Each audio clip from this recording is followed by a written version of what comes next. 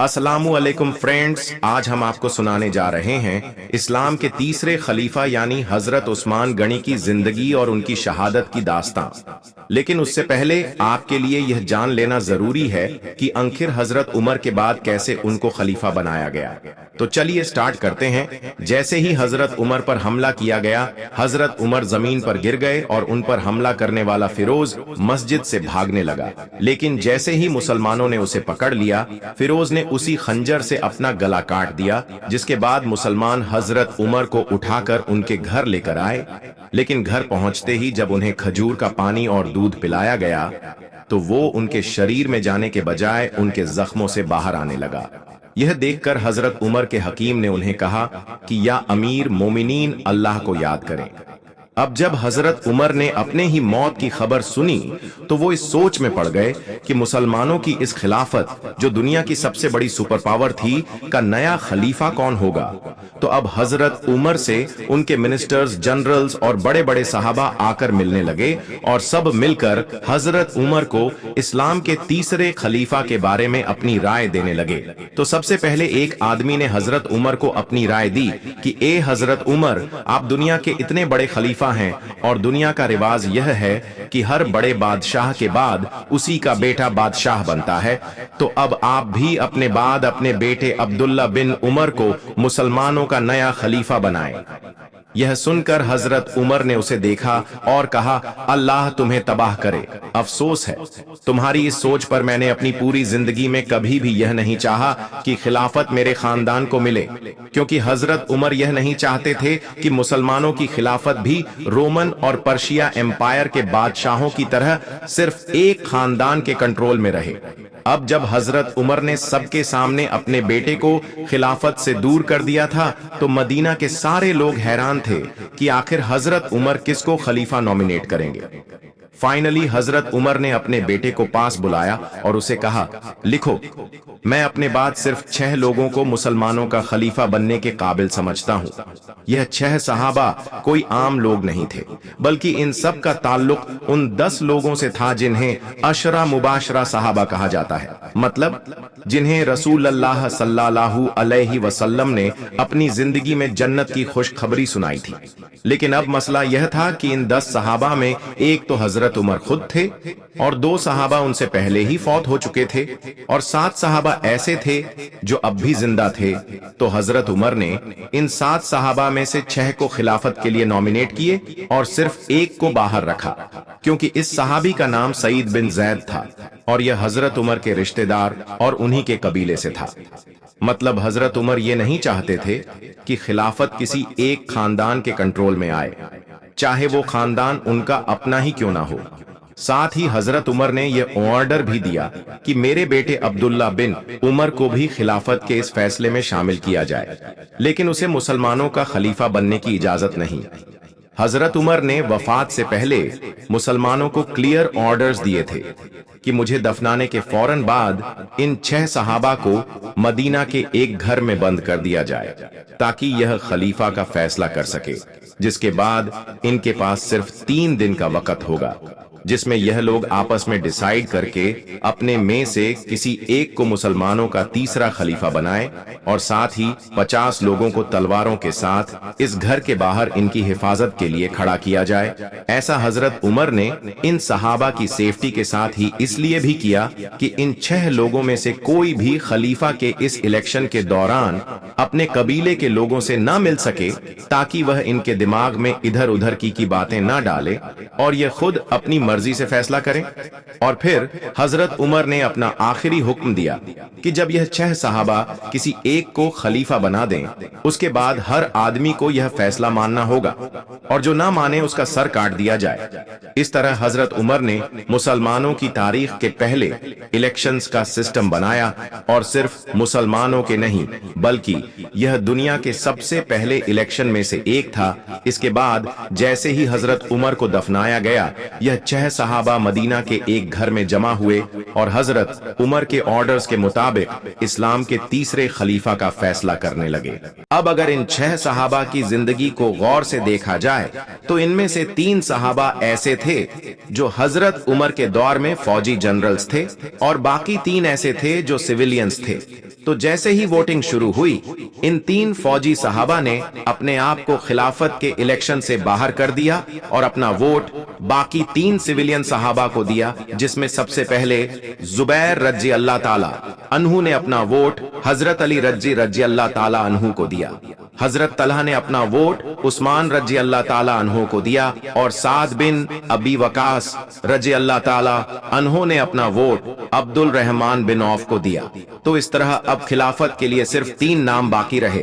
अब्दुल रहमान, उस्मान और अली रजी अल्लाह ताला अन्हु। यह देखकर अब्दुल रहमान बिन औफ ने कहा कि देखो, मैं भी मुसलमानों की इस एम्पायर का खलीफा नहीं बनना चाहता। जिसके बाद ऑफ कोर्स खिलाफत के लिए सिर्फ 2 नाम बाकी रहे, उस्मान और अली। इस वक्त उस्मान रजी अल्लाह ताला अन्हु की उम्र लगभग 70 साल थी, जिसके मुकाबले में हजरत अली की उम्र सिर्फ 45 साल थी। मतलब हजरत उस्मान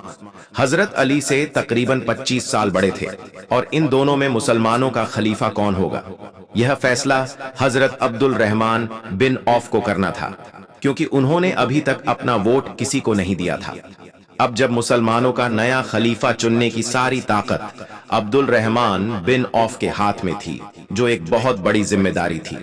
तो अब इसका फैसला करने से पहले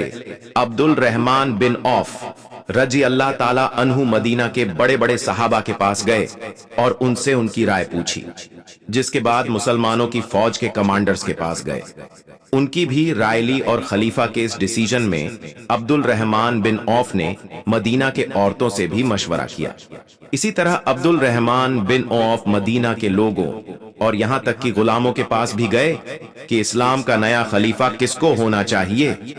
तो अब इन सब लोगों से मिलने के बाद अब्दुल रहमान बिन औफ को यह बात कंफर्म हो चुकी कि पूरे अरब में हजरत उस्मान और अली रजी अल्लाह ताला अन्हु से ज्यादा कोई भी खिलाफत का हकदार नहीं है। लेकिन इन सब लोगों से बात करने के बाद अब्दुल रहमान बिन औफ ने नोट किया कि अरब की आवाम में हजरत उस्मान की पॉपुलैरिटी हजरत अली से थोड़ी सी ज्यादा है, और ऐसा इसलिए था क्योंकि हजरत उस्मान एक सहाबी होने के साथ साथ इस खिलाफत के सबसे अमीर आदमी भी थे और मुसलमानों की इस पूरी खिलाफत में अपनी नरम दिली और सखावत की वजह से मशहूर थे, जिसकी वजह से अरब के आम लोग हजरत उस्मान को बहुत पसंद किया करते थे। इसके अलावा एक पॉइंट यह भी था कि अब तक हजरत उमर अपने 10 साल की खिलाफत में एक बहुत ही सख्त खलीफा थे और उन्होंने अपने 10 सालों में बहुत ही स्ट्रिक्ट रूल्स बनाए थे। लेकिन हजरत उस्मान के बारे में यह मशहूर था कि यह हजरत उमर से बिल्कुल उलट एक बहुत ही नरम दिल इंसान है, और हजरत अली के बारे में सबको पता था कि वह भी हजरत उमर की तरह एक सख्त खलीफा बनेगा।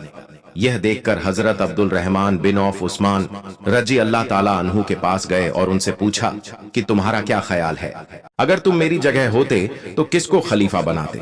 जिस पर हजरत उस्मान ने कहा कि मैं अली रजी अल्लाह ताला अन्हु को मुसलमानों का खलीफा बनाता। इसी तरह हजरत अब्दुल रहमान अली रजी अल्लाह ताला के पास भी गए और उनसे भी यही बात पूछी, तो हजरत अली ने भी कहा मैं मुसलमानों का खलीफा उस्मान को बनाता। जैसे ही 3 दिन पूरे हुए, मदीना के सारे मुसलमान फजर की नमाज में मस्जिद नबवी में जमा हुए और इस बात का इंतजार करने लगे कि मुसलमानों का नया खलीफा कौन होगा। कहा जाता है कि उस दिन मस्जिद में इतने लोग जमा थे कि हजरत उस्मान को भी बैठने की जगह नहीं मिली और वह मस्जिद के सबसे आखिर में जाकर बैठे। पूरी मस्जिद के लोग खामोशी से तीसरे खलीफा के नाम का इंतजार करने लगे। तो अब्दुल रहमान बिन औफ इन सबके सामने खड़े हुए और एक लंबी दुआ करने के बाद सबसे पहले हजरत अली को अपने पास बुलाया और उनका हाथ पकड़कर पूछा, अली, क्या तुम अल्लाह, उसके रसूल और अब उमर के तरीके पर चलोगे। तो हजरत अली ने कहा कि मैं उतना ही कर सकता हूं जितना मुझ में ताकत है। मतलब I will do my best. जिसके बाद अब्दुल रहमान बिन औफ ने हजरत उस्मान को अपने पास बुलाया, उनका हाथ पकड़ा और उनसे भी यही बात दोहर कर पूछी,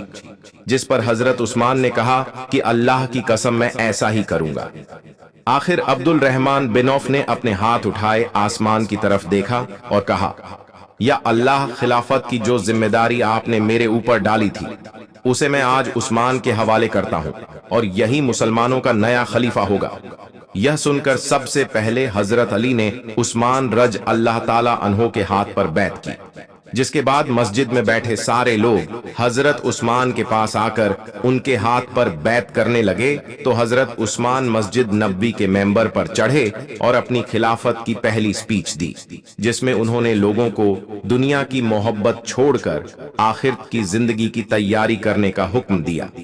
लगभग 70 साल की उम्र में खलीफा बनने के बाद हजरत उस्मान ने अपना सबसे पहला हुक्म यह दिया कि मुसलमानों की इस खिलाफत की पूरी फौज और गवर्नमेंट ऑफिसर्स की तनख्वाह को बढ़ा दिया जाए। और फिर मदीना से हजरत उस्मान ने सारे गवर्नर्स की तरफ लेटर्स भेजे, कूफा, बसरा, दमस्क, अलेक्जेंड्रिया। इन लेटर्स में हजरत उस्मान ने क्लियर ऑर्डर दिया था कि हजरत उमर तो दुनिया से चले गए हैं, लेकिन मुसलमानों की यह खिलाफत अब भी उसी तरह चलेगी जैसे हजरत उमर के दौर में थी। अब जैसे यह लेटर्स मदीना से इन गवर्नर तक पहुंचे तो सब इन लेटर्स को पढ़कर हैरान रह गए, क्योंकि पहली बार ये लेटर्स खलीफा उमर की तरफ से नहीं बल्कि अमीरुल मोमिनीन उस्मान बिन अफान की तरफ से थे। और इस तरह इस्लाम का एक नया दौर शुरू हुआ, खिलाफत ऑफ उस्मान रजी अल्लाह अन्हु। दोस्तों, ये तो बात थी उनके खलीफा बनने की, और अब हम आपको उनकी शख्सियत से रूबरू कराने जा रहे हैं। हजरत उस्मान गनी रज अल्लाह ताला अन्हो की पैदाइश 569 ईस्वी में सऊदी अरबिया के आज के द्वार के हिजाज के इलाके में हुई थी। इस हिसाब से हम यह कह सकते हैं कि यह नबी अल सलाम से उम्र में लगभग 9 साल छोटे थे। इनका पूरा नाम उस्मान इब्ने अफान था, जबकि इनकी कुनियत अब्बू अब्दुल्लाह थी, और इनका जो लक़्ब था जिससे यह मशहूर हुए वो था जुन नूरन, जिसका मतलब होता है दो नूर वाले। और इनको यह जो जुन नूरन लक़्ब दिया गया था, इसके पीछे वजह यह है कि ये हमारी दुनिया के पूरे इतिहास के पहले और आखिरी ऐसे इंसान थे कि जिनके निकाह में नबी की एक नहीं बल्कि 2 बेटियां आई थीं। दामाद बनने से पहले भी हजरत उस्मान गनी नबी अल सलाम के करीबी ही रिश्तेदार थे। हजरत उस्मान गनी रिश्ते में उनके भांजे हुआ करते थे। खानदान के लिहाज से देखें तो हजरत उस्मान भी पैगंबर हजरत मोहम्मद सल्लल्लाहु ताला अलैहि वसल्लम की तरह ही कुरैश से ताल्लुक रखा करते थे, कि जो उस दौर में पूरे ही रब के अंदर सबसे मशहूर और सबसे ताकतवर खानदान माना जाता था। लेकिन यहाँ पर यह बात भी जरूर याद रखें कि कुरैश एक बहुत बड़ा कबीला था, बहुत बड़ा खानदान था, तो इसीलिए अब उसमें भी बहुत सारी अलग अलग ब्रांचेस थी, अलग अलग घराने थे। लेकिन इन सभी ब्रांचेस और इन सभी घरानों में भी 2 घराने सबसे ज्यादा मशहूर थे, एक बनु हाशिम जबकि दूसरा घराना बनु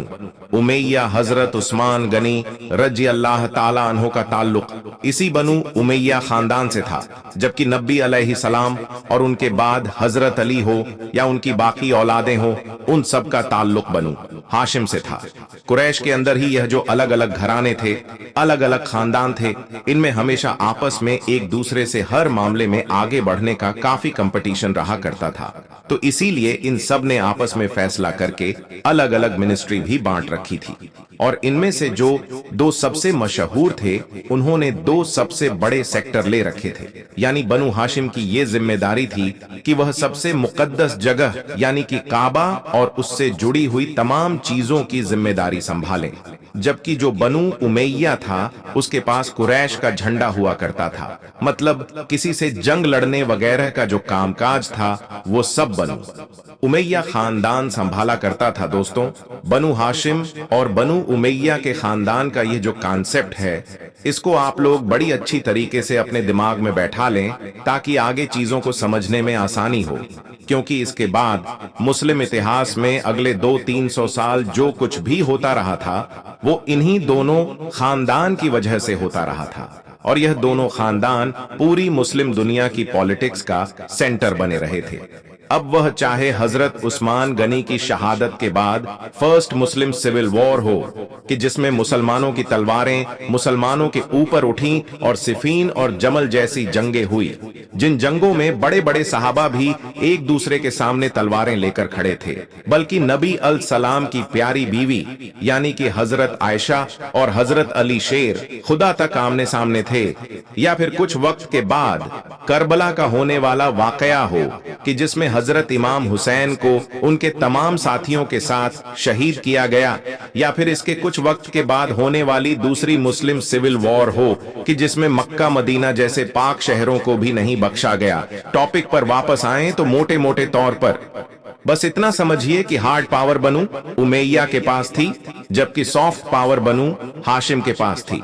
और इन दोनों में हमेशा कंपटीशन चलता ही रहता था। मुस्लिम हिस्ट्री में हजरत उस्मान गनी के बचपन के बारे में तो ज्यादा कुछ मेंशन नहीं किया गया है, लेकिन जवानी के बारे में इतना जरूर क्लियर है कि वह एक बहुत ही कामयाब ताजिर यानी कि बिजनेसमैन हुआ करते थे।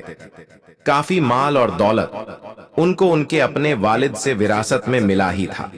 बाकी जब वह खुद भी अच्छे ताजिर थे तो अमीर होते ही चले गए। पैसा इतना ज्यादा कि सबसे अमीर सहाबा में गिनती हुआ करती थी,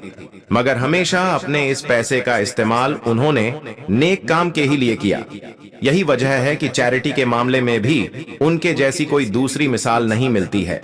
आखिरी पैगंबर हजरत मोहम्मद सल्लल्लाहु ताला अलैहि वसल्लम ने जब नबी होने का ऐलान किया और लोगों को इस्लाम की दावत दी, तो उस वक्त हजरत उस्मान की उम्र लगभग 31 साल के करीब थी। जैसा कि हम पहले ही जान चुके हैं कि सबसे पहले ईमान लाने वाले लोगों में हजरत बीबी खदीजा, हजरत अली शेर खुदा के, जो उस वक्त काफी बच्चे ही थे, और इसके अलावा हजरत अब्बू बकर सिद्दीक जैसे लोग शामिल थे। बीबी हजरत खदीजा हो या फिर हजरत अली शेर खुदा हो, यह वो लोग थे कि जिनका ताल्लुक तो नबी अल सलाम की फैमिली से ही था, लेकिन हजरत अब्बू बकर सिद्दीक वो पहले इंसान थे कि जो दूसरे घराने के थे, और उन्होंने इस्लाम न सिर्फ अपनाया बल्कि इनकी दावत पर तो बाद में इनके 5 दोस्तों ने भी इस्लाम अपनाया, और इन्हीं 5 दोस्तों में हजरत उस्मान गनी भी शामिल थे।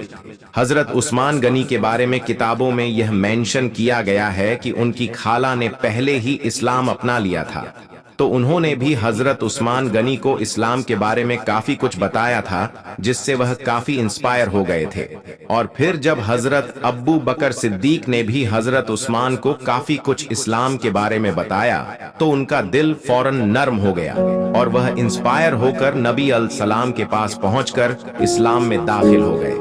लेकिन दोस्तों, जैसा कि मैंने आपको पहले ही बताया कि हजरत उस्मान का ताल्लुक तो बनु उमैया खानदान से था, और जब नबी अल सलाम ने नबूवत का ऐलान किया था तो शुरुआती दौर में यही वह खानदान था कि जो नबी अल सलाम का सबसे बड़ा दुश्मन था, हर तरह से विरोध कर रहा था, क्योंकि जाहिर है इनकी पुरानी राइवल चली आ रही थी और उनके लिए यह बिल्कुल भी पचाने लायक बात नहीं थी कि उनके अपोजिट खानदान में एक ऐसा इंसान पैदा हो चुका है कि जो नबी होने का दावा कर रहा है। तो जो बनु उमैया का खानदान था, यह कोशिश कर रहा था कि दूसरे लोग भी मोहम्मद सल्लल्लाहु ताला अलैहि वसल्लम के पास ना जाएं। लेकिन अब जब उनके ही खानदान के एक इंसान ने इस्लाम अपना लिया, वो भी ऐसे इंसान ने कि जो अपनी अमीरी, अपनी शराफत और अपनी दरिया दिल्ली की वजह से काफी मशहूर था, तो जाहिर है उनके लिए यह खबर दिमाग को हिला देने वाली थी। हजरत उस्मान गनी को अपने खानदान की तरफ से बहुत परेशान किया गया, स्पेशली उनको अपने चाचा हकम बिन आस की तरफ से बहुत टॉर्चर सहना पड़ा,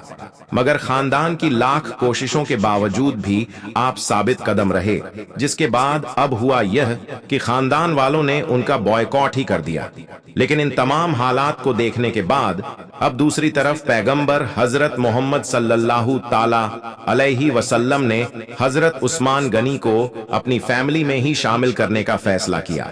और इसके लिए उन्होंने अपनी बेटी हजरत रुकैया का निकाह हजरत उस्मान से कर दिया,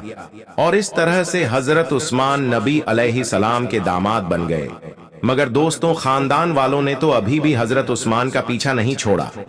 बल्कि अब तो वो दोनों ही लोगों को परेशान करने लगे। बर्दाश्त करते करते लंबा अरसा गुजर गया।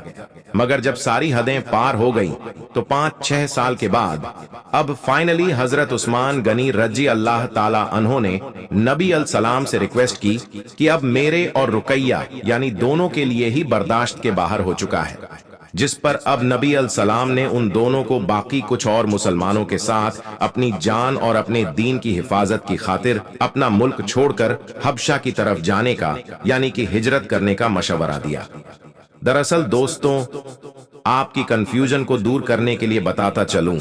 कि उस दौर के हबशा को आज के दौर में इथियोपिया देश के नाम से जाना जाता है, जो अगर आप लोग मक्का के नजरिए से देखेंगे तो समुद्र पार करके और दूसरे महाद्वीप यानी कि अफ्रीका में पड़ता है। उस दौर में दोस्तों, हबशा के हुक्मरान को आमतौर पर लोग नज्जाश कहा करते थे, और उस वक्त जो हबशा का नज्जाश था वह रिलीजन से तो ईसाई था मगर काफी नेक दिल और इंसाफ पसंद था, यानी ना तो किसी पर जुल्म करता था और ना ही होने देता था। इसीलिए नबी अलैहि सलाम ने चंद मुसलमानों को हबशा की तरफ हिजरत करने का हुक्म दिया था। नबी अल सलाम ने अपनी बेटी और अपने दामाद यानी कि हजरत उस्मान गनी रजी अल्लाह ताला अन्हों को बाकी कुछ 16 से 18 मुसलमानों के साथ रुखसत करते हुए एक ऐतिहासिक जुमला कहा। आपने कहा था कि हजरत इब्राहीम अलैहि सलाम और हजरत लूत अल सलाम के बाद यह तीसरी फैमिली है कि जो खुदा की राह में हिजरत कर रही है। हजरत उस्मान गनी को हबशा में रहते हुए अभी 3 महीने का ही अरसा गुजरा था कि अचानक से इनके पास एक फेक न्यूज आई। फेक न्यूज यह थी कि मक्का के तमाम लोगों ने इस्लाम कबूल कर लिया है, तो जाहिर है सब कुछ ठीक ठाक हो गया है। हबशा में रहने वाले इन चंद मुसलमानों में तो खुशी की लहर दौड़ गई। इन्होंने फौरन अपना सामान वगैरह बांधा और मक्का की तरफ वापस निकल आए। मक्का के बिल्कुल जब करीब पहुंचे तब इनको यह महसूस हुआ कि इनको जो खबर मिली थी वह पूरी तरीके से गलत थी। लेकिन आप जब मक्का के करीब आ चुके थे तो वापस जाने की बजाय मक्का में ही रहने का फैसला किया। लेकिन मक्का में हर गुजरते वक्त के साथ भले ही इस्लाम लाने वाले लोगों की तादाद बढ़ती जा रही थी, लेकिन दुश्मनों की तरफ से हालात और भी ज्यादा तंग कर दिए गए थे। नतीजा ये हुआ कि कुछ वक्त के बाद हजरत उस्मान गनी ने अपनी बीवी के साथ दोबारा हबशा की तरफ हिजरत की, और इस बार उनके साथ हिजरत करने वाले मुसलमानों की तादाद भी काफी ज्यादा थी। हालांकि दोस्तों, इस बार भले ही यह लोग हबशा में काफी लंबे अरसे तक रहे थे, मगर फिर भी नबी अल सलाम और बाकी तमाम मुसलमानों के मदीना की तरफ हिजरत करने से कुछ वक्त पहले यह मक्का में वापस आ चुके थे। इसीलिए फिर आखिर में तो तमाम ही मुसलमानों ने मक्का से मदीना की तरफ हिजरत की थी, और मदीना ही लंबे वक्त तक के लिए इस्लाम का सेंटर बन गया था। तमाम मुसलमान जब हिजरत करके मदीना पहुंचे तो शुरुआती परेशानियों में से एक बड़ी परेशानी पानी को लेकर भी थी। पूरे मदीना में साफ सुथरे और मीठे पानी का सिर्फ एक ही कुआं था, जिसका मालिक एक यहूदी इंसान था कि जो मुसलमानों के मदीना में आने से काफी परेशान था। वह मुसलमानों को पानी नहीं लेने देता था और काफी तंग किया करता था, जिसकी वजह से एक दिन नबी अल सलाम ने आखिरकार तमाम लोगों के सामने कह ही दिया कि है तुम में से है कोई जो इस पूरे कुएं को खरीद कर मुसलमानों के लिए वक्फ कर दे और जन्नत में अपने लिए इससे भी बेहतर मुकाम हासिल कर ले। यह सुनकर हजरत उस्मान गनी रजी अल्लाह ताला अन्हु फौरन आगे आए और यह कुआं खरीदने का इरादा किया, मगर वह यहूदी इंसान तो किसी भी कीमत पर वह कुआं बेचने के लिए तैयार ही नहीं था। आखिर में वह इस बात के लिए राजी हो गया कि चलो आधा ही कुआं बेच देता हूं, और 12,000 दिरहम की एक बड़ी कीमत को चुकाकर हजरत उस्मान गनी ने आधा कुआं खरीद लिया। अब आप लोग सोच रहे होंगे कि आखिर कुआं आधा कैसे खरीदा जा सकता है। तो मामला यह था कि एक दिन तो उस पूरे कुएं का मालिक सिर्फ वो यहूदी इंसान हुआ करता था, जबकि अगले दिन हजरत उस्मान गनी उस पूरे कुएं के मालिक हुआ करते थे। तो अब हजरत उस्मान गनी ने यह किया कि जैसे ही उनकी बारी का दिन आता तो वह तमाम मुसलमानों के लिए उसको फ्री कर देते, और तमाम मुसलमान भी उस कुएं से इतना ज्यादा पानी निकाल लेते कि अगले दिन के लिए भी वह काफी होता, जिसकी वजह से अब धीरे धीरे उस यहूदी आदमी को यह एहसास हो गया कि उसके लिए यह बचा हुआ आधा कुआं भी किसी काम का नहीं है। तो इसीलिए अब उसने पूरा कुआं बेचने का फैसला किया और 20,000 की टोटल कीमत पर हजरत उस्मान गनी ने इस कुएं को खरीदकर तमाम लोगों के लिए फ्री कर दिया। दोस्तों, सिर्फ यह कुआं ही नहीं बल्कि हजरत उस्मान गनी की अमीरी और उनकी सखावत और उनकी दरिया दिल्ली से इतिहास की किताबें भरी पड़ी हैं। मिसाल के तौर पर मस्जिद नबवी से रिलेटेड भी इस्लामिक किताबों में यही लिखा हुआ है कि जब मदीना में मुसलमानों की तादाद काफी हो गई और मस्जिद नबवी का जो पुराना एरिया था वो काफी नहीं था, उसमें मुसलमान नहीं आ पा रहे थे, तब भी नबी अलसलाम ने वही जुमला दोहराया था कि है तुम में से कोई कि जो आसपास की जमीन को खरीद कर मस्जिद नबवी को बड़ा करें और फिर अपने लिए जन्नत में इससे भी बेहतर मकाम हासिल करें। और तब भी बिल्कुल उसी तरह से हजरत उस्मान गनी आगे आए और मस्जिद नबवी के लिए एक्स्ट्रा जमीन खरीदी थी। मदीना में हिजरत करने के सिर्फ 2 साल के बाद ही 17 रमजान के दिन फाइनली वो दिन भी आ गया कि जब मुस्लिम इतिहास की पहली जंग लड़ी गई कि जिसको जंगे बदर के नाम से याद किया जाता है। इस जंग में जहां एक तरफ मदीना के सिर्फ 313 के करीब मुसलमान थे तो वहीं दूसरी तरफ 1000 के करीब वह दुश्मन थे कि जो कहीं और से नहीं बल्कि इन मुसलमानों के अपने ही शहर मक्का से ताल्लुक रखा करते थे। और अब मक्का से मुसलमानों के चले आने के बाद भी उनका पीछा करते हुए मदीना तक चले आए थे ताकि उनको पूरी तरीके से खत्म किया जा सके। हजरत उस्मान गनी रज़ी अल्लाह ताला अन्हो के लिए परेशानी की बात यह थी कि जिस वक्त मुसलमान जंग की तैयारी कर रहे थे उसी वक्त उनकी प्यारी बीवी यानी कि हजरत रुकैया की तबीयत खराब थी। तबीयत इतनी ज्यादा खराब थी कि नबी अलैहि सलाम ने उनको जंग में शामिल होने से ही मना कर दिया और कहा कि आप मदीना में ही रहें और हजरत रुकैया की देखभाल करें। इस पर हजरत उस्मान गनी को काफी मलाल भी था क्योंकि यह पहली जंग थी जिसकी वजह से ही फिर नबी अलैहि सलाम ने हजरत उस्मान गनी के जज्बे की कद्र करते हुए उनसे कहा था कि आप मदीना में ही रुक हजरत रुकैया की देखभाल करें और आपको एक जंग में शामिल होने का ही सवाब मिलेगा, बल्कि सिंबल के तौर पर जब हम जीतेंगे तो आपको माले गनीमत भी मिलेगा, जिस तरह से जंग में शामिल होने वाले एक सिपाही को मिलता है। फिलहाल आगे जैसा कि हम जानते हैं कि जंगे बदर में मुसलमानों ने बहुत कम तादाद में होने के बावजूद भी जीत हासिल की, लेकिन जहां एक तरफ बद्र में मुसलमानों ने फतह हासिल की तो वहीं दूसरी तरफ हजरत उस्मान गनी रजी अल्लाह ताला अन्हो की बीवी यानी कि हजरत रुकैया की वफात भी हो गई। यह खबर हजरत उस्मान और नबी अलैहि सलाम दोनों के लिए ही काफी दुख देने वाली थी। नबी अलैहि सलाम वापस आकर हजरत रुकैया की कब्र पर पहुंचे और वहां पर काफी रोए। मगर दोस्तों, अब अपनी प्यारी जौजा के चले जाने के बाद हजरत उस्मान गनी बहुत ज्यादा गमगीन रहने लगे थे। उनके गम की 2 वजह थी।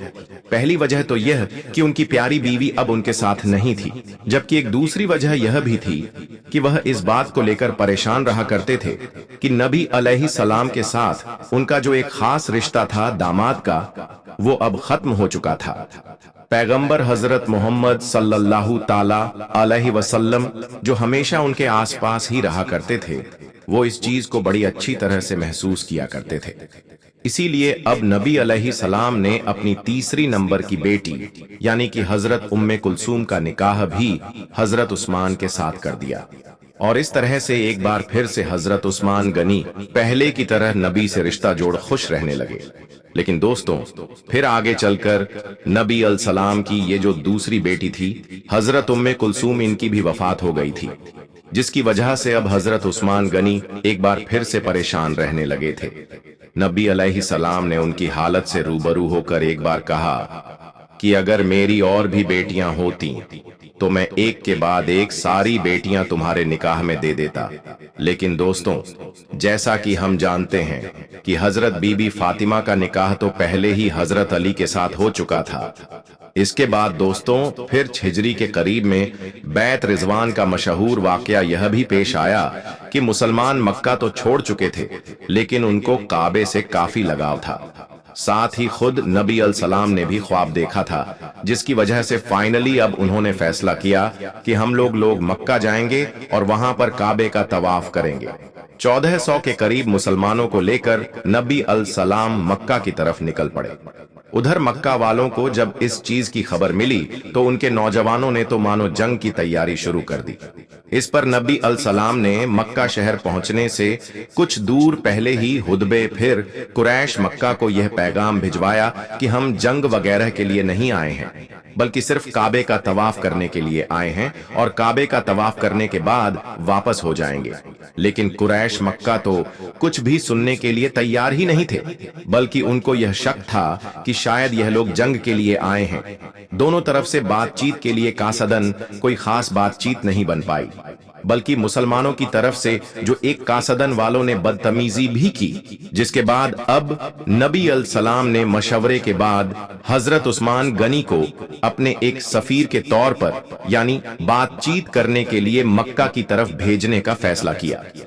हजरत उस्मान गनी को चुनने के पीछे का एक मेन रीजन यह भी बताया जाता है कि क्योंकि जैसा कि हम पहले ही जान चुके हैं कि हजरत उस्मान गनी का ताल्लुक बनु उमैया से था और मक्का में बनु उमैया खानदान ही सबसे ज्यादा ताकतवर था, तो इसीलिए मुमकिन था कि अगर किसी दूसरे मुसलमान को भेजा जाता तो मक्का वाले अपनी हदें पार करके उसको कत्ल कर देते, जबकि कानूनी तौर पर किसी भी दुश्मन के सफीर को कत्ल नहीं किया जाता है। तो इसीलिए हजरत उस्मान गनी को भेजने का फैसला किया गया कि क्योंकि उनका खानदान मक्का में काफी ताकतवर था तो कोई भी उनके ऊपर हाथ डालने की जरूरत कर ही नहीं सकता था। और हुआ भी कुछ ऐसा ही, क्योंकि जब हजरत उस्मान गनी रजी अल्लाह ताला अन्हो मक्का शहर में बातचीत करने के लिए गए तो वहां पर उन लोगों ने हजरत उस्मान गनी को रोक लिया और उनसे कहा कि अगर आप उमरा करना चाहते हैं तो आपको इजाजत है और फिर वापस जा सकते हैं, लेकिन बाकी मुसलमानों को उमरा करने की इजाजत नहीं दी जाएगी। अब क्योंकि इन लोगों ने हजरत उस्मान को मक्का में ही रोक लिया था, तो जब वह मुकर्रर वक्त तक वापस लौटकर नहीं आए तो दूसरी तरफ यह अफवाह उड़ गई कि शायद मक्का वालों ने हजरत उस्मान को शहीद कर दिया है। बस फिर क्या था, तमाम मुसलमान गम और गुस्से से भर गए, जिसके बाद ही नबी अल-सलाम ने एक बेर के पेड़ के नीचे तमाम मुसलमानों से यानी जो 1400 के करीब थे उन तमाम से अपने हाथ के ऊपर बैत की, यानी यह वादा लिया कि हम उस्मान के खून का बदला जरूर लेंगे। और इसी बैत को, इसी पूरे वाक़े को इतिहास में बैत रिजवान के नाम से याद किया जाता है। मुसलमान अभी जंग की तैयारी कर ही रहे थे कि हजरत उस्मानी मक्का से वापस आ गए। उनको जिंदा देखकर तमाम मुसलमान काफी खुश हुए, लेकिन दूसरी तरफ जो मक्का के लोग थे उन्होंने जब मुसलमानों का गुस्सा और जज्बा देखा तो वह फौरन डर की वजह से मुसलमानों के साथ एक सुलह के लिए तैयार हो गए। और उस वक्त वह जो सुलह हुई थी उसी को ही ऐतिहासिक किताबों में सुलह हुदैबिया के नाम से जाना जाता है। इस सुलह हुदैबिया अग्रीमेंट के अंदर एक शर्त यह भी थी कि मुसलमान इस बार तो हज नहीं करेंगे, लेकिन अगली बार जब जी कायदा का महीना आएगा तब 3 दिन के लिए कुरैश के जितने भी नौजवान हुआ करेंगे वह मक्का से बाहर चले जाएंगे और मुसलमान उमरा कर सकेंगे। इसीलिए इस एग्रीमेंट के तहत ही नबी अल-सलाम तमाम मुसलमानों के साथ इस बार बिना उमरा किए ही मदीना की तरफ वापस लौट गए। बाद में होने वाली जंगे खैबर में भी हजरत उस्मान गनी मुसलमानों के साथ शामिल थे और इस जंग में फतह के बाद नबी अल-सलाम ने खैबर के इलाके में हजरत उस्मान गनी को जमीन का एक टुकड़ा भी इनायत किया था। इसके बाद जब 8 हिजरी में मक्का फतह हुआ तब भी हजरत उस्मान गनी नबी अलैहि सलाम के साथ मौजूद थे। मक्का के बाद हुनैन की जंग में भी हजरत उस्मान गनी शामिल हुए, जबकि उसके बाद वक्त आया तबूक की जंग का, जिस जंग में मुसलमानों का मुकाबला रोमन एम्पायर से था। रोम के बादशाह ने जब देखा कि मुस्लिम नाम की यह ताकत बड़ी तेजी के साथ उभर रही है तो वह इनको अपने पास आने से पहले ही खत्म कर देना चाहता था, यानी मदीना पर अटैक करना चाहता था। नबी अल-सलाम ने स्ट्रेटजी के तहत डिफेंस की बजाय ऑफेंस की तरफ जाने का इरादा किया और जंग की तैयारियां शुरू कर दी गई। नबी अल-सलाम ने इस जंग में आसपास के मुसलमानों को भी मदद के लिए बुला लिया था, जिसकी वजह से अब एक बड़ा लश्कर जमा हो गया था। मगर इस बड़ी फौज के लिए हथियारों का, सवारियों का, खुराक का और भी बहुत सारी चीजों का इंतजाम करना एक बड़ा मसला था। इसीलिए नबी अलैहिस्सलाम ने तमाम मुसलमानों को दिल खोलकर चंदा देने का हुक्म दिया। तमाम सहाबा ने अपनी हैसियत के हिसाब से तमाम कोशिशें कर डाली और खास तौर से हजरत अबू बकर सिद्दीक, हजरत उमर फारूक आजम और हजरत अब्दुल रहमान इब्ने औफ जैसे सहाबा ने तो काफी बड़े बड़े चंदे दिए। मगर इस मौके पर जो हजरत उस्मान गनी ने किया था, उसने पूरे मदीना के लोगों को हैरान कर दिया था और वो इतिहास में हमेशा हमेशा के लिए अमर हो गया था। दरअसल जब यह सब कुछ हुआ था तो हजरत उस्मान गनी ने अपना एक काफिला सीरिया रवाना करने के लिए तैयार किया था, जिसमें 200 ऊंटों और 30 किलो चांदी के साथ साथ और भी बहुत सारी चीजें मौजूद थी। हजरत उस्मान गनी ने यह सब कुछ सदका कर दिया। इसके बाद फिर से 100 ऊंट और भी बहुत सारी चीजें सदका की। इसके बाद फिर से लगभग 1000 के करीब दिरहम वह घर से नकदी लेकर आए कि जो आज के दौर में कई करोड़ के करीब बनते हैं, और नबी अलैहिस्सलाम की गोद में लाकर डाल दिए। यह देखकर नबी अलैहिस्सलाम, जो पहले इस चीज को लेकर काफी परेशान थे, उनका चेहरा दमक उठा। वह बार बार खुशी से उन तमाम दिरहम को अपने हाथों से उछाल और हर बार यही कहते कि इसके बाद अब उस्मान को कोई भी अमल जर्रर नहीं देगा। उस्मान ने मुझको आज भी खुश कर दिया। दोस्तों, अब अगर कुछ आगे बढ़ें तो जैसा कि हम जानते हैं कि नबी अल सलाम के बाद इस मुस्लिम रियासत, इस इस्लामिक रियासत को कंट्रोल किया। हजरत अबू बकर सिद्दीक ने उनके बाद कंट्रोल किया। हजरत उमर फारूक आजम ने और फिर उनके बाद खिलाफत की इस गद्दी पर बैठाया गया था। इन्हीं हजरत उस्मान गनी को अब उनको मुसलमानों के तीसरे खलीफा के तौर पर कब और कैसे चुना गया था, ये हम पहले ही जान चुके हैं। अब सवाल ये है कि आखिर इनकी खिलाफत का दौर कैसा रहा, दुनिया के कौन कौन से नए इलाके इनके दौर में जीते गए, कौन कौन से बड़े हुए, और साथ ही सवाल तो यह भी है कि न चाहते हुए भी इनके दौर में वह कुछ कौन सी खामियां, कौन सी गलतियां हो गई थीं कि जो एक बड़ा टर्निंग पॉइंट साबित हुई और जिन्होंने फिर आगे जाकर मुस्लिम दुनिया की राजनीति को और मुस्लिम दुनिया के इतिहास को और मुस्लिम दुनिया के नक्शे को ही बदल कर रख दिया। साथ ही सवाल तो यह भी है कि अपनी नर्म दिली और सादगी की वजह से मशहूर मुसलमानों के इन तीसरे खलीफा को शहीद क्यों किया गया था, वो भी इतने खतरनाक और मजलूमाना तरीके से कि जो आज भी मुसलमानों के इतिहास में एक बड़े काले धब्बे के तौर पर देखा जाता है। आखिर इनको शहीद किसने और कैसे किया था दोस्तों?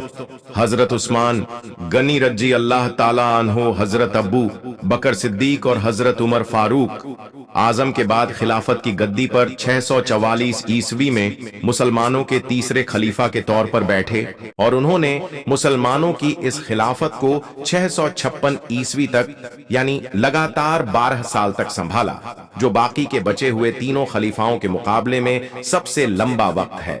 इन 12 सालों में से भी शुरू के जो 6 साल थे वो तो हजरत अबू बकर सिद्दीक और हजरत उमर फारूक आजम के दौर की तरह ही अमन के साथ गुजरे और हर एस्पेक्ट से खूब तरक्की भी हुई। लेकिन आखिर के जो 6 साल थे उनमें उठक पटक होना शुरू हुई और इसी उठक पटक ने ऐसा खतरनाक रूप ले लिया कि जिसकी वजह से न सिर्फ हजरत उस्मान गनी जैसे अजीम और बड़े खलीफा की शहादत हुई, वो भी जालिमा तरीके से, बल्कि पूरी मुस्लिम दुनिया की राजनीति में ही ऐसे बड़े बड़े फितने पैदा हो गए कि जिन फितनों की वजह से बड़ी बड़ी पर्सनैलिटीज की शहादत तो हुई ही, लेकिन दुख इस बात का है कि वो फितने आज तक खत्म नहीं हुए हैं। दोस्तों, आज के दौर में भले ही आम तौर पर लोग हजरत उस्मान गनी की शहादत पर ज्यादा तवज्जो न देते हो, लेकिन अगर आप लोग गहराई से देखेंगे तो इनकी शहादत भी कहीं ना कहीं हजरत इमाम हुसैन की शहादत के सिमिलर है। वो इसलिए क्योंकि यह भी न सिर्फ उतनी ही खतरनाक, जालिमा और दर्दनाक थी, बल्कि इसमें भी हजरत इमाम हुसैन की शहादत की तरह ही वो लोग शामिल थे कि जो अपने आप को मुसलमान कहा करते थे। अब सवाल यह है कि आखिर हजरत उस्मान गनी को शहीद करने वाले यह लोग थे कौन, और ऐसी भी क्या वजह थी कि नबी अल सलाम को अभी गुजरे हुए 20 से 25 साल भी नहीं हुए थे कि इन लोगों ने हजरत उस्मान गनी के, जो उनकी खिलाफत की गद्दी पर बैठे हुए थे, उनको इतने दर्दनाक तरीके से शहीद कर डाला। وہ بھی ایسے खलीफा कि जिनके निकाह में एक एक करके नबी अलैहिस्सलाम की एक नहीं बल्कि 2 बेटियां आईं, और इसके अलावा इनको तो नबी अलैहिस्सलाम ने एक बार नहीं बल्कि 3 अलग अलग मौकों पर जन्नत की बशारत दी थी, यानी दुनिया में ही उनको जन्नती होने का टिकट दे दिया था। तो दोस्तों, यह बात तो क्लियर है कि हजरत उस्मान गनी की शहादत का यह वाकया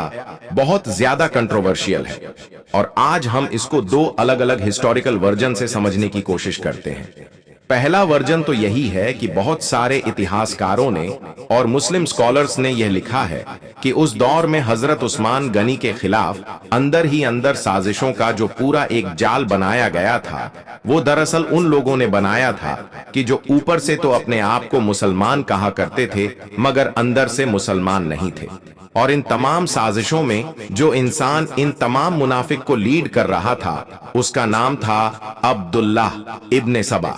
यह अंदर से था तो एक यहूदी इंसान की जो मुसलमानों से नफरत किया करता था, मगर ऊपर से इसने मुसलमानों का लिबास पहन रखा था, और तो और ये तो एक बहुत ही नेक बुजुर्ग की तरह रहा करता था। अब्दुल्लाह इब्ने सबा ने अपने फॉलोअर्स के साथ कम पढ़े लिखे मुसलमानों में, और खास तौर से उन मुसलमानों में जाकर कि जो अभी नए नए मुसलमान हुए थे, मौजूदा खलीफा यानी हजरत उस्मान गनी के खिलाफ कान भरने शुरू कर दिए। उसने खास तौर पर हजरत उस्मान गनी के जो अलग अलग इलाकों के गवर्नर थे, उनको टारगेट पर लेना शुरू किया। उनके हर कामों में नुक्स निकाला और कहा कि यह तमाम लोग सही तौर पर काम नहीं कर रहे हैं। अब्दुल्लाह इब्ने सबा की तरफ से कूफा, बसरा और मिस्र जैसे सभी इलाकों में साजिश का जाल बिछा दिया गया, और यह जाल इतनी सफाई से बिछाया गया था कि आम मुसलमान तो आम मुसलमान, बल्कि जो बहुत बहुत मशहूर नाम थे, वो भी शक शुबा का शिकार हो गए। और ऐसे लोगों का ही बेचैन होना था कि इस बेचैनी की आग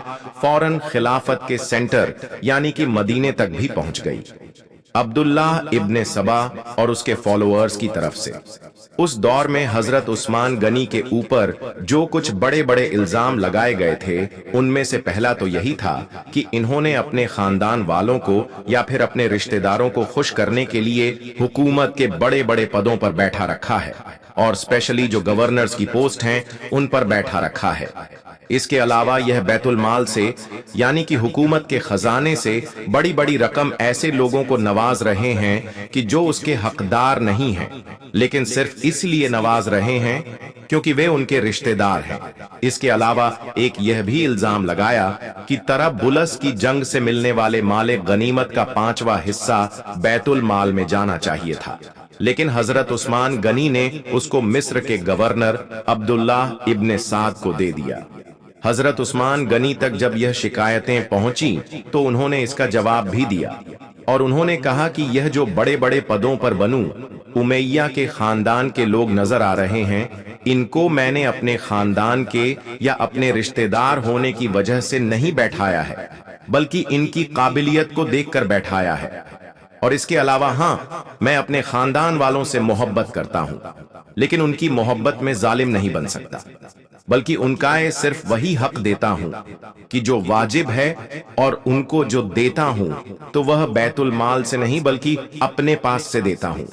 बैतुल माल यानी कि जो हुकूमत का खजाना है, जो मुसलमानों का माल है, उसको ना तो मैं अपने लिए हलाल समझता हूं और ना ही किसी दूसरे के लिए। तरबुलस की जंग के बारे में भी उनका कहना था कि अब्दुल्लाह इब्ने साद उस जंग को लीड कर रहे थे, और उनसे मैंने यह वादा किया था कि अगर वह उस जंग को जीत लेंगे तो माले गनीमत का 5वां हिस्सा आपको दे दिया जाएगा। जब उन्होंने उस जंग में फतह हासिल की तो मैंने 5वां हिस्सा उन्हीं को दे दिया, मगर बाद में जब बाकी तमाम मुसलमानों ने इस पर ऑब्जेक्शन किया तो मैंने उनसे वह माल वापस लेकर बैतुल माल में डाल दिया। तो आखिर अब इस पर तराज की क्या वजह रही? इसके अलावा भी हजरत उस्मान गनी के ऊपर बेशुमार तरह के इल्जाम लगाए गए थे, और हजरत उस्मान गनी उन तमाम इल्जाम के जवाब भी दिया करते थे, मगर जो फसाद फैलाने वाले थे वह कोई बात सुनते ही नहीं थे। उनकी बस एक ही रट थी कि हजरत उस्मान अब खिलाफत के अहल नहीं है और इसीलिए उनको गद्दी छोड़ देनी चाहिए। फसाद जब ज्यादा बढ़ने लगा तो हजरत उस्मान गनी ने अपने तमाम गवर्नर्स को मदीना में बुलाया ये मीटिंग करने के लिए कि आखिर इन तमाम मामलात से कैसे निपटा जाए। बहुत सारे लोगों ने यह भी मशवरा दिया कि जो फसाद फैला रहे हैं उनको कड़ी सजाएं दी जाएं। लेकिन क्योंकि हजरत उस्मान गनी हद से ज्यादा नर्म दिल थे तो उन्होंने ऐसा करने से मना कर दिया।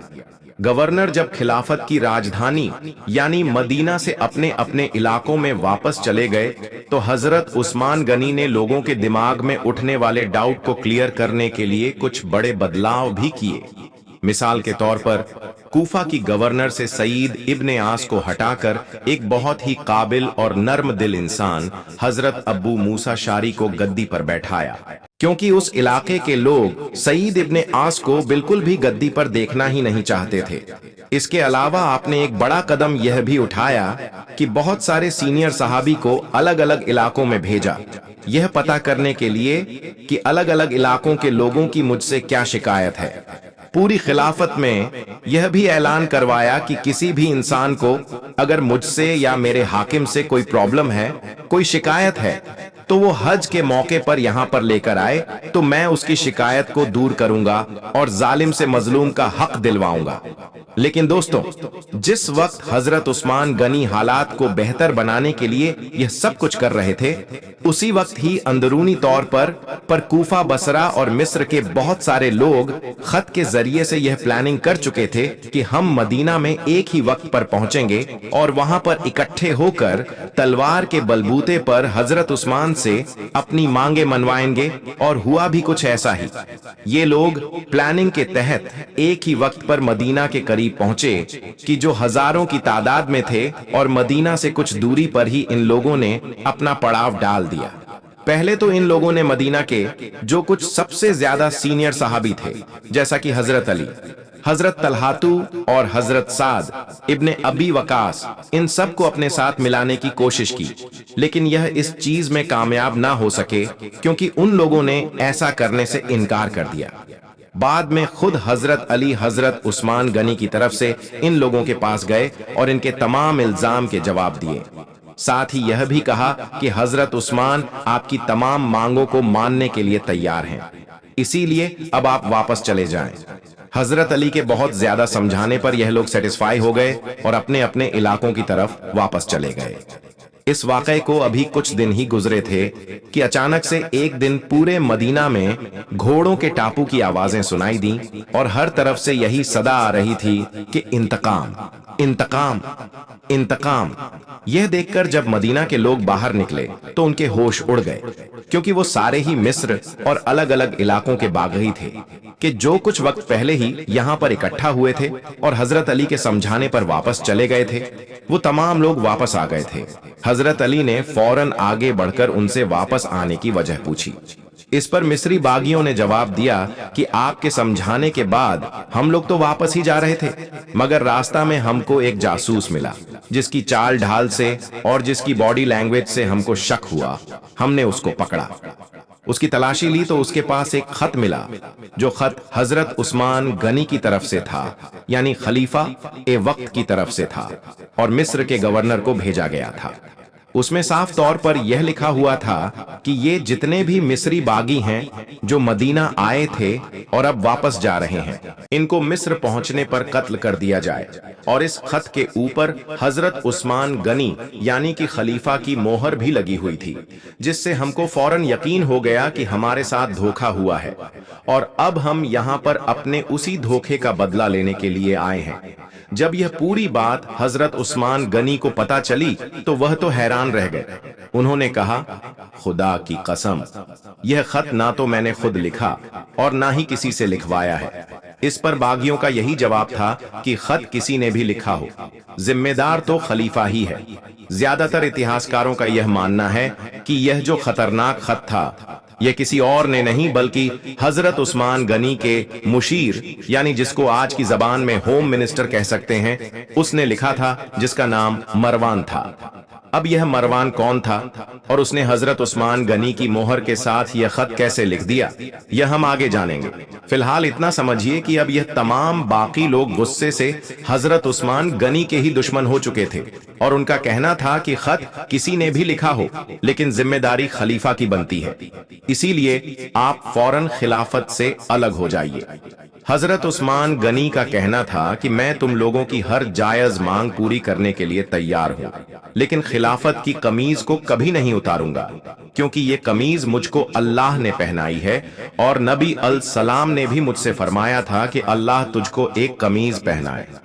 कुछ लोग उसको उतारने के लिए आएंगे तो तू उसको ना उतारना, तो ना तो मैं तलवार के बलबूते पर खिलाफत की गद्दी पर बैठा था, क्योंकि मुझको लोगों ने बैठाया था, और ना ही तलवार के बलबूते पर इस गद्दी से उतरूंगा मैं अल्लाह के नबी सल्लल्लाहु ताला अलैहि वसल्लम की वसीयत के मुताबिक आखिरी दम तक सब्र करूंगा। यह जवाब सुनकर अब उन तमाम बागियों ने अमीरुल मोमिनीन हजरत उस्मान गनी रजी अल्लाह ताला अन्हो के घर को घेरे में ले लिया। बागियों ने हजरत अमीरुल मोमिनीन के घर को कई दिनों तक घेरे में रखा और इस पूरे मुहास के दौरान अब उन लोगों ने खाने और पीने की तमाम चीजों पर अंदर पाबंदी लगा दी, जिसकी वजह से अब अंदर मौजूद हजरत उस्मान गनी को परेशानी होने लगी। एक बार उम्मुल मोमिनीन हजरत उम्मे हबीबा ने कुछ खाने पीने की चीजें अंदर ले जाने की कोशिश की तो बागियों ने उनसे लड़ना भिड़ना शुरू कर दिया, उनकी बेअदबी की और इनको ऐसा न करने दिया। फिर एक बार हजरत अली ने चंद नौजवानों के जरिए से पानी की 3 मश्क अंदर भेजने की कोशिश की। यह नौजवान उन लोगों से भिड़कर और कुछ जख्म खाकर अंदर जाने में कामयाब रहे। उस दौर में मदीना के अंदर जितने भी बड़े बड़े और मशहूर सहाबी थे, उन लोगों ने इन बागियों को बारी बारी से समझाने की कोशिश की। खुद हजरत उस्मान गनी ने भी कई बार छत के ऊपर आकर इन लोगों के सामने तकरीरें की, इनको समझाने की कोशिश की कि आखिर मैं कौन हूं, लेकिन इनके ऊपर किसी भी चीज का कोई असर नहीं हुआ। इन बागियों ने हजरत उस्मान गनी के घर की तरफ जाने वाले हर रास्ते पर मजबूत पहरे बैठा दिए थे ताकि कोई भी इनकी मदद के लिए ना पहुंच सके, लेकिन फिर भी जैसे तैसे मदीने के लगभग 700 नौजवान हजरत उस्मान गनी तक पहुंचने में कामयाब रहे थे। उन लोगों ने हजरत उस्मान से इजाजत मांगी कि हम लोग इन बागियों से जंग करें, मगर हजरत उस्मान गनी के जो उस वक्त दुनिया की सबसे बड़े और सबसे ताकतवर हुकूमत की गद्दी पर बैठे हुए थे, उन्होंने कहा कि तुम लोगों को खुदा का वास्ता मेरे लिए कोई भी किसी का खून ना बहाए। हजरत उस्मान गनी की इस तरह की बातें सुनकर उनमें से ज्यादातर नौजवान वापस चले गए। हजरत उस्मान गनी ने यह भी पसंद नहीं किया कि वह मदीना शहर को छोड़कर किसी और इलाके में चले जाएं और अपनी जान बचा लें। उन्होंने आखिरी दम तक सिर्फ वही किया कि जिसके लिए वह मशहूर थे, यानी कि सब्र और हद से ज्यादा नर्म दिली। लेकिन दोस्तों, जब मदीना में यह सब कुछ चल रहा था, तभी मक्का में हज चल रहा था, यानी वो हज का वक्त था। इन बागियों को यह डर था कि मक्का में हज करने के बाद लोग इस तरह की जब खबरें सुनेंगे तो डायरेक्ट मदीना की तरफ ही वापस आएंगे और उनको खलीफा के खिलाफ यह सब कुछ करने का मौका नहीं मिलेगा। इसीलिए उन्होंने अब फौरन ही हजरत उस्मान गनी की शहादत की प्लानिंग शुरू कर दी और आखिरकार 17 जून 656 ईस्वी में, यानी हिजरी के हिसाब से कहूं तो 35 हिजरी जुलहज के महीने में उन लोगों ने हजरत उस्मान गनी के घर पर जबरदस्त अटैक किया। उस वक्त घर के मेन गेट पर पहरा देने के लिए हजरत हसन इब्ने अली, हजरत अब्दुल्लाह इब्ने जुबैर और हजरत मोहम्मद इब्ने तलहातू और इनके अलावा कुछ और भी नौजवान खड़े हुए थे। इन्होंने बागियों का डटकर मुकाबला किया और जख्मी होने के बावजूद भी किसी को अंदर नहीं घुसने दिया। लेकिन तभी मौका पाकर चुपके से लगभग 4 बागी पास वाले घर से दीवार कूदकर हजरत उस्मान गनी के घर में एंटर होने में कामयाब हुए। उस वक्त हजरत उस्मान गनी रोजे से थे और कुरान की तिलावत कर रहे थे। उसी वक्त ही इन जालिमों ने लोहे की एक सलाख नेजा और तलवार के जरिए से उन पर वार किया। यह सुनकर अब हजरत उस्मान गनी पूरे मामले से बाक हुए। उन्होंने फौरन गुस्से में वलीद को बुलवाकर उसको कोड़े लगवाए, लेकिन जाहिर है अब तक तो काफी देर हो चुकी थी, क्योंकि बहुत सारे इलाकों में मुसलमानों के बीच हजरत उस्मान को लेकर वो विरोध शुरू हो चुका था कि जिसके बारे में हम पहले बात कर चुके हैं। लेकिन याद रहे कि यह सिर्फ विरोध ही था, यानी कि ना इत्तेफाक थी ना कि बगावत वगैरह। लेकिन बाद में इसी विरोध का ही फायदा उठाया उन मुनाफिक ने, उन गद्दारों ने कि जो पहले से ही ताक लगाए बैठे थे। इस विरोध को पहले बगावत में बदला गया और बगावत के बाद फिर बात शहादत तक पहुंच गई। जाहिर है कोई सच्चा पक्का मुसलमान तो खलीफा और फिर हजरत उस्मान गनी जैसी शख्सियत के कत्ल के बारे में तो सोच भी नहीं सकता था। लेकिन ऐसा सब कुछ हुआ क्योंकि मुनाफिक इन तमाम चीजों में शामिल हो चुके थे। रहा सवाल अब हजरत उस्मान गनी के दौरे खिलाफत का, यानी इनका दौर कैसा रहा। तो पहले के दोनों खुलफा की तरह इनके दौर में भी बहुत सारे इलाके फतह हुए। इनके दौर में फतह होने वाले इलाके दो तरह के थे। पहले वो कि जिनको दोबारा फतह किया गया, जबकि दूसरे वो कि जिनको पहली बार फतह किया गया। बहुत सारे इलाकों को दोबारा फतह इसलिए करना पड़ा था कि क्योंकि इन इलाकों में जब इस बात की खबर पहुंची कि हजरत उमर फारूक आजम जैसे इंसान की वफात हो चुकी है, तो इन लोगों ने मौका जाना और इन्होंने सोचा कि अब कोई भी नया खलीफा होगा वह जाहिर है हजरत उमर फारूक आजम से तो नर्म ही होगा, क्योंकि हजरत उमर फारूक आजम का जो रोब, जो दबदबा और जो डर था वह पूरी दुनिया में मशहूर था। इसीलिए इन्होंने सोचा कि मौका अच्छा है, बगावत कर दी जाए। लेकिन इस तरह के सारे इलाकों को ही दोबारा फतह किया गया था।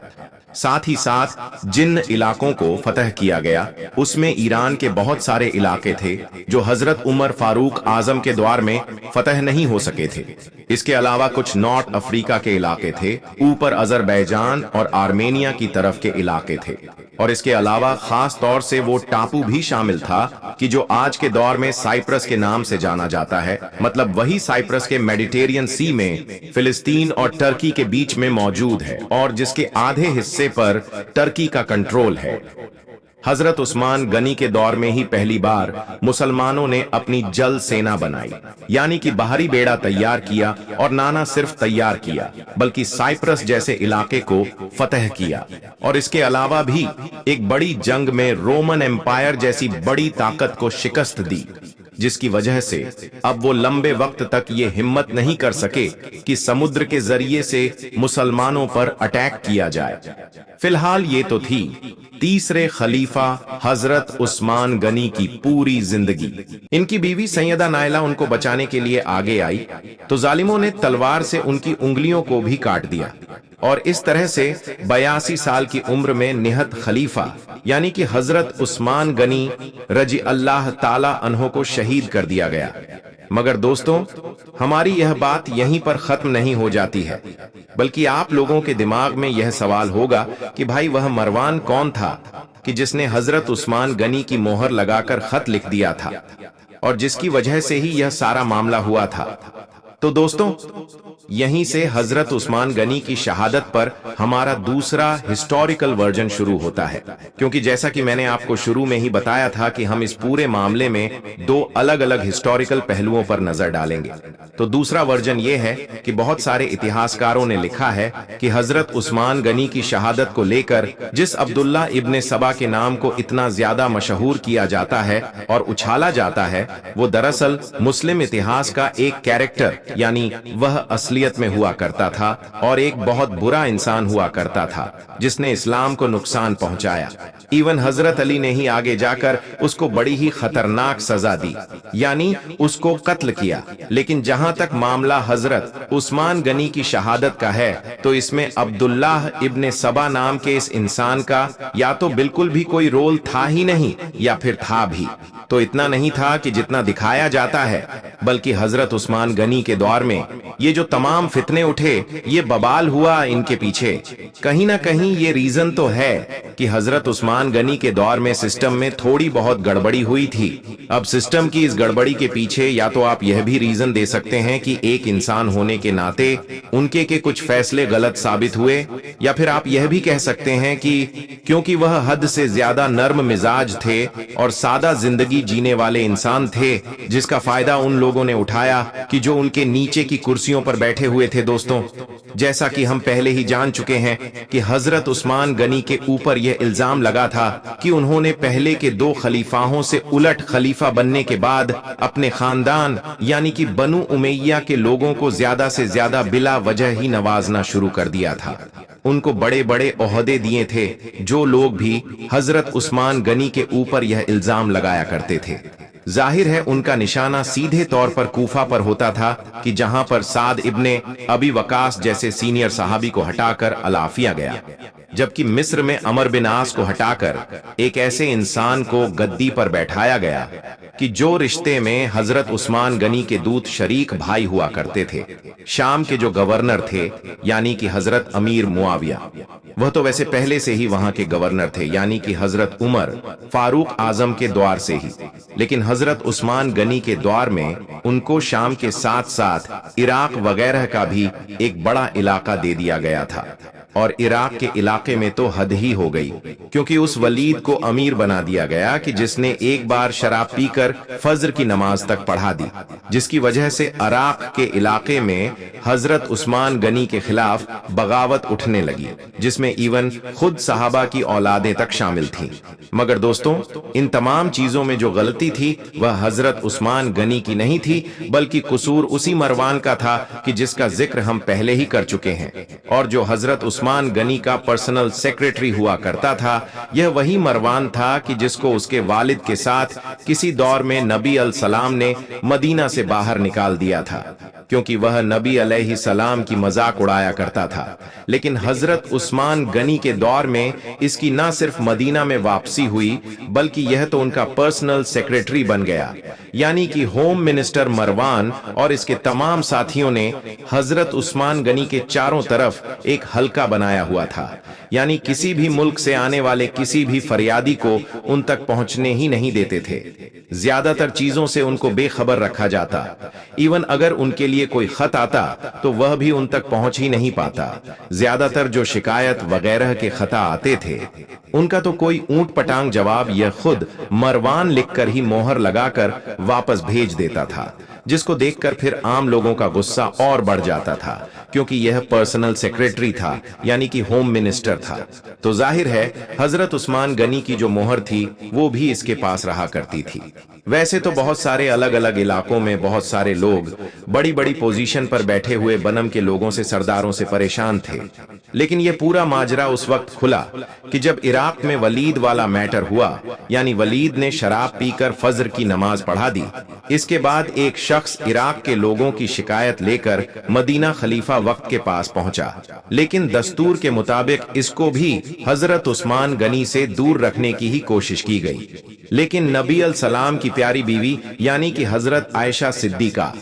رضی اللہ تعالی عنہا تک جب یہ بات پہنچی تو وہ فوراً حضرت عثمان غنی کے پاس پہنچی، اور انہوں نے نبی علیہ السلام کی جو نالن مبارک تھی یعنی کہ چپلیں ان کو ہوا میں لہرا کر فرمایا کہ ابھی تک تو نبی علیہ السلام کی یہ نالن مبارک بھی پرانی نہیں ہوئی ہے کہ اس سے پہلے ہی اسلام کا نقشہ بدل دیا گیا، اسلام کے نظام کو برباد کر دیا گیا۔